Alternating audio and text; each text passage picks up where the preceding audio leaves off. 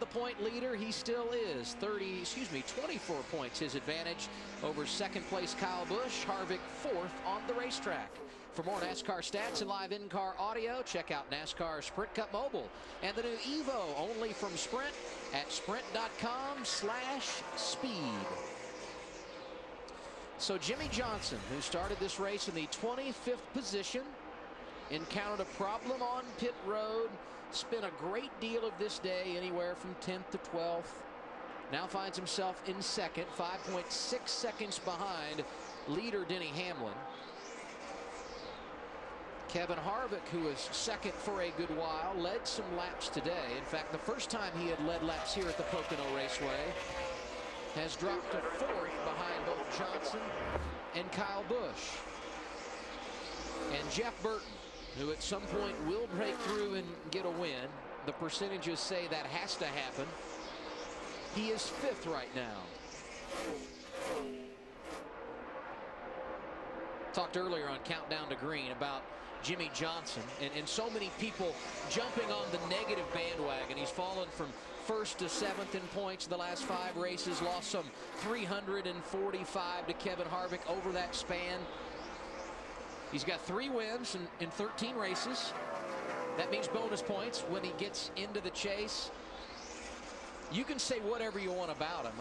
I don't think there's any concern in the 48 camp, and their run today, evidence of that, from 25th to 2nd. I think most of the people that are talking about it are wishful thinkers. Yeah, exactly. You know what I mean? Good point.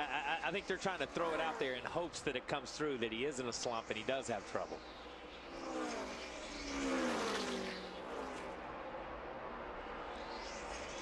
Kevin Harvick doing a nice job today. Up 18 spots, scored in fourth.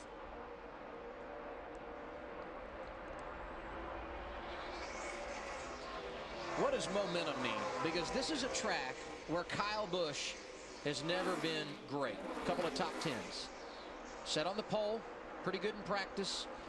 We know he didn't like his car early. Running third right now. Momentum good for that team. How much does that help?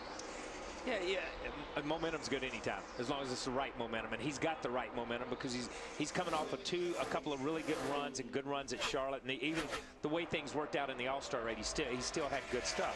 So I think when you look at the last 2 or 3 weeks or the last 4 or 5 weeks, even when you come to a place that you've not been very good at, you think, okay, I've got a little bit of mo on my side right here. I'm going to be able to turn a 10th place run into a 2nd place run. I may not be able to win, but I'm going to turn it around a little bit. And I think his attitude's kind of headed in that direction. I think he's a lot more mature this year than he was before. I think with that team specifically, though, when you talk about peaks and valleys, they're the highest and the lowest. Oh, man. You know what I mean? Yeah. When it's going good, it's going good. But, boy, when it goes bad, it's really ugly. That's been a little bit of Kyle's personality. He can take them to the heights because he is the most excited, and he can go to the bottom. But I'm going to tell you what, they've kind of stabilized themselves this year, and that's been a big thing that you see with that team, specifically in the Gibbs organization. The gap has closed in that area, no doubt. Marty? And I think it also helps with the communication with crew chief Dave Rogers. They have really come together very quickly. Take this week, for example. Kyle came by the shop Wednesday, visited all the guys, surprised everybody, and Dave sat him down for about 30 minutes, and he said, here's what we're going to do at Pocono. I'm going to put Denny Hamlin's winning setup in from August. Everything. And then you tell me what you want to change. You feel it out, and you make changes from there. And what it did, you guys mentioned Kyle, previously not very good at Pocono, but it gave him confidence. He said, yeah, now that feels good. Let me change this. So then he made it his own setup, but it all started with his teammate Denny Hamlin's setup, and that's how teamwork and communication works to make you better at a racetrack, where before, you haven't been very good. Hang on. Brad Keselowski sliding up the racetrack. Yeah, I think Brad was going to give him a little room and got a little bit farther to the right than what he wanted to get, and did a good job of just keeping it out of the wall right there. This is it's going to be interesting to see. This is about, we're running 143 of 200 laps. If we start hearing about brake issues at all, when we were guys were downshifting here, it actually helped slow the car down. Getting into the corner. These guys are using a lot of brakes. I think more brakes now than they ever have. They're doing a better job cooling them. But by looking at these pit stops, when they're pulling off these front wheels, man, there's a lot of brake dust coming out of those things. And you know what? Sometimes it's not how hard you hit the brakes. It's how long you're on the brakes. Yeah. And when you get to the tunnel turn and drag that brake into the corner, when you drag that brake into turn 3 and use the brake to set the car just like you use the accelerator to set the car back on the rear tires and accelerate off the corner, absolutely, it's just like laying your hand on a piece of sandpaper back and forth. The longer you do it, the longer you sand on something, the worse it is. And that's all they're doing to these brake pads, gradually just sanding them away. Denny Hamlin took the lead from Kevin Harvick. That was at lap 106. He's been out front ever since. 57 to go at Pocono.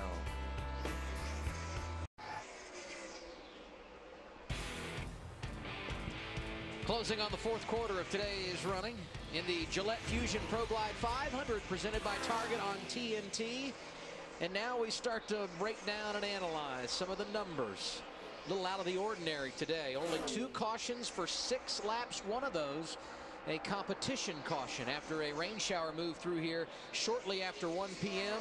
That's 6 off the average in the last 9 June races here. And our green flag runs today have been early and often. 78 laps under green at one stage this afternoon.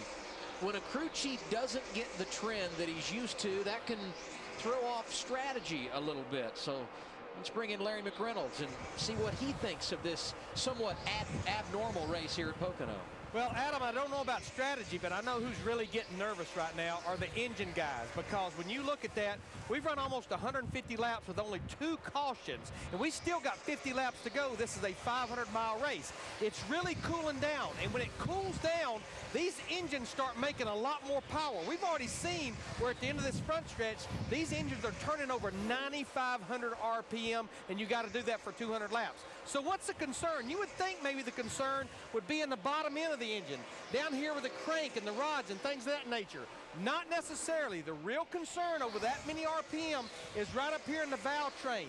Mainly these valve springs right here. These are the things that will normally give up, and possibly even the valves themselves. I'm going to tell you how nervous the engine guys were about these valve springs. As I walked through the garage area this morning, I'm going to say 75% of the teams were putting brand new valve springs on for this 500-mile race. And by the way, guys, how do you like my Toyota Cutaway engine that was made by Cutaway Creations? Is it not cool?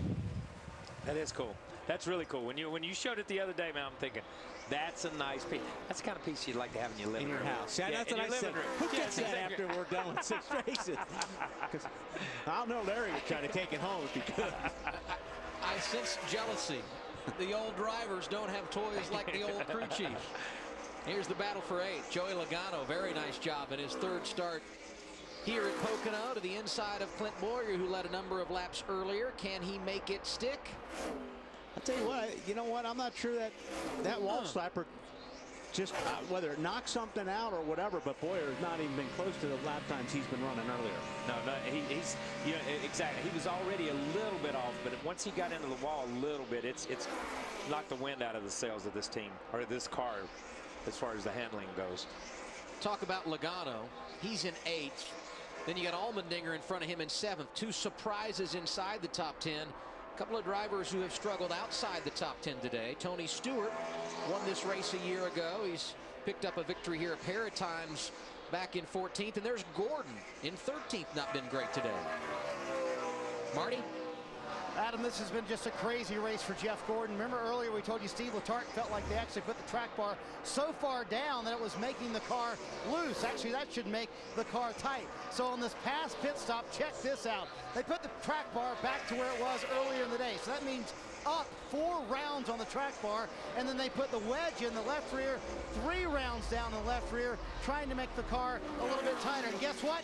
It worked. Gordon's one of the fastest cars on the racetrack, and one of the few that can make it on one more stop. Also in that group, Denny Hamlin and the Joe Gibbs Racing cars. So only about 4 cars down here we feel like can make it on one stop, Phil.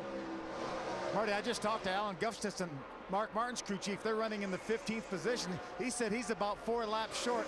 Everybody I've talked to up and down my end of pit road said they're anywhere from 2 to 4 laps short. I asked Alan, who do you think can make it? He said the 11 and the 31 are the guys that we hear are thinking they can make it.